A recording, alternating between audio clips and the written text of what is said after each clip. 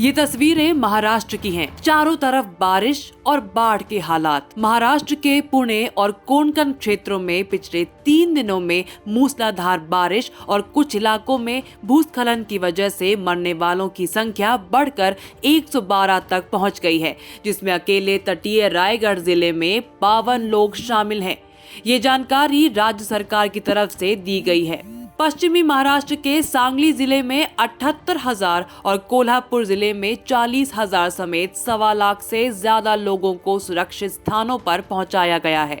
अधिकारियों के मुताबिक सांगली में कृष्णा नदी और कोल्हापुर में पंचगंगा के बाढ़ जैसे हालात पैदा हो गए हैं। कोंकण के चिपलूड़, खेड़ और महाड़ जैसे बाढ़ प्रभावित शहरों में लोग आपदा से निपटने के लिए संघर्ष कर रहे हैं। प्रशासन के सामने अभी चुनौती पानी और बिजली की आपूर्ति बहाल करने और प्रभावित क्षेत्रों में भोजन और दवाओं की व्यवस्था करने की है। रायगढ़ के तलिये गांव में हुए भूस्खलन के बाद 41 शव बरामद किए गए हैं। पुलिस ने बताया कि कई और अब भी लापता हैं। मौसम विभाग ने कहा कि अगले 24 घंटों में पश्चिमी तट पर बारिश कम होने की उम्मीद है। 21 से 24 जुलाई के बीच रायगढ़ जिले में 52 मौतें हुई। इसके बाद रत्नागिरी में 21, सतारा में 13 और ठाणे में 3 की मौत हुई। कोल्हापुर में 7, मुंबई में 4, सिंधुदुर्ग में 2 और पुणे में 1 मौत हुई है।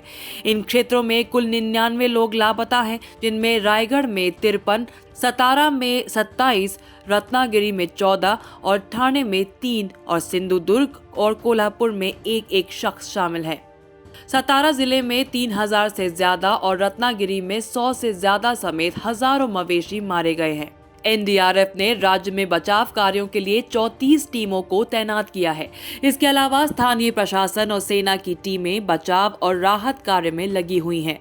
सतारा जिले में अंबेघर और ढोका वाले गांव में भूस्खलन की जगहों से कम 13 शव बरामद किए गए हैं।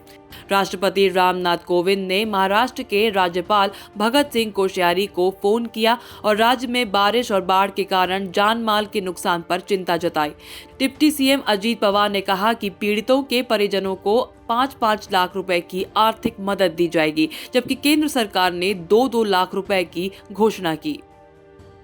इसके अलावा प्रभावित क्षेत्रों में चावल, दाल और मिट्टी के तेल सहित राशन किट बांटे जाएंगे। महाराष्ट्र सरकार अलमटी बांध से पानी को समय पर छोड़ना सुनिश्चित करने के लिए पड़ोसी कर्नाटक के साथ समन्वय कर रही है, ताकि कोल्हापुर जिले में बाढ़ को कम किया जा सके, जो तालाब के ऊपर है।